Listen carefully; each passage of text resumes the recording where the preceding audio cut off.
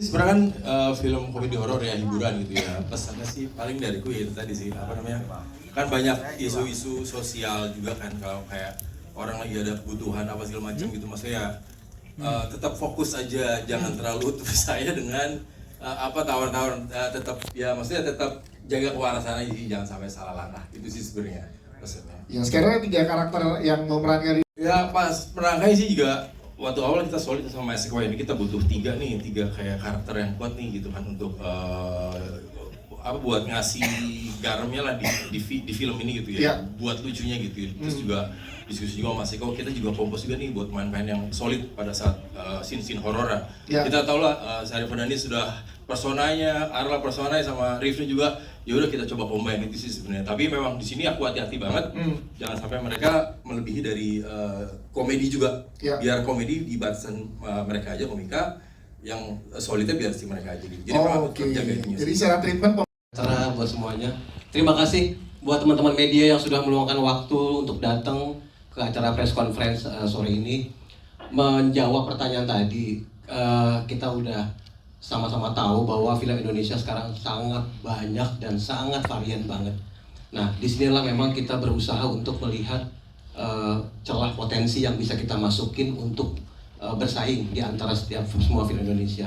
Nah, mudah-mudahan dengan tadi Mas Bedol bilang, dengan ramuan aroma, terima kasih juga buat Mas Kiki Narendra yang sudah mensupport film ini, Mbak Syarif Fadanis, Arla Ailani, Mas Rikno Vikana, kemudian Mas Wani Darmawan yang nggak juga bisa hadir, dan 3 komika ini saya sih senang banget gitu ya, karena ini kemarin kita sempat ngobrol-ngobrol, ini kita anggap sebagai film Avenger. Yes. Lengkap Mas ya semuanya ya. Ini Avenger, jadi pemain horornya juga kuat, pemain komedi juga kuat. Kira-kira gitu. Nah, mudah-mudahan dengan ramuan ini bisa membuat film Orang Pocong diterima oleh masyarakat, dan pada tanggal 9 April bisa mendapatkan penonton yang banyak.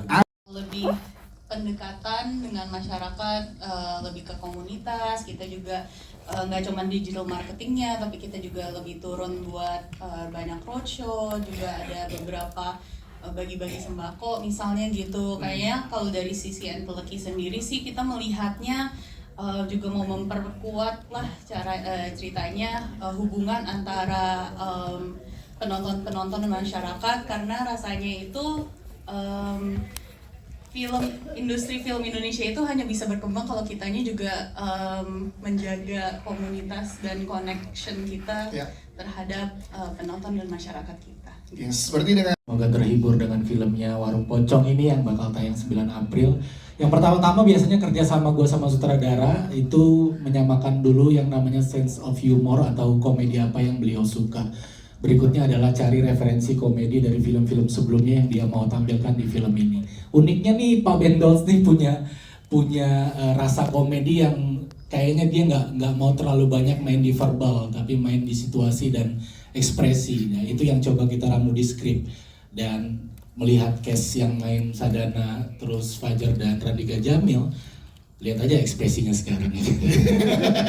Itu adalah salah satu kekuatan mereka, tanpa mengeluarkan diksi-diksi tapi mukanya sangat berbicara. Jadi memang lebih banyak berkutat di development skripsi gue sama Bendols. berarti tantangan juga buat David Nurbianto ya, biasanya kan ketemu dengan kata-kata atau diksi-diksi, tapi kali ini dengan situasi dan juga ekspresi dari teman-teman cast ya. Ya, biasanya saya dikasih ruang untuk membantu menambahkan pada saat proses syuting. Tapi di sini Pak Bendols punya standar sendiri bahwasanya semua komedi yang hadir harus by script dan benar-benar harus di lock pas di proses workshop dan development itu. Jadi ya begitu proses syuting saya percayakan 3 orang ini sukses untuk mengeksekusinya. Siap, terima kasih. Yang paling berkesan syuting bareng sama bertiga ini tuh kalau saya ngerasanya di misalnya scene-scene yang saya merasa dramatis gitu dan butuh energi dan emosi yang lumayan kenceng, terus ketemu mereka tuh kayaknya bisa bikin balance, bisa bikin seimbang gitu. Setelah itu tuh kayak ya ada yang bikin ketawa gitu. Terima kasih ya. Maaf, sama-sama. Nah gitu dia tuh. Tadi disampaikan oleh Mbak betul. Benar kalau kata Sadana Agung.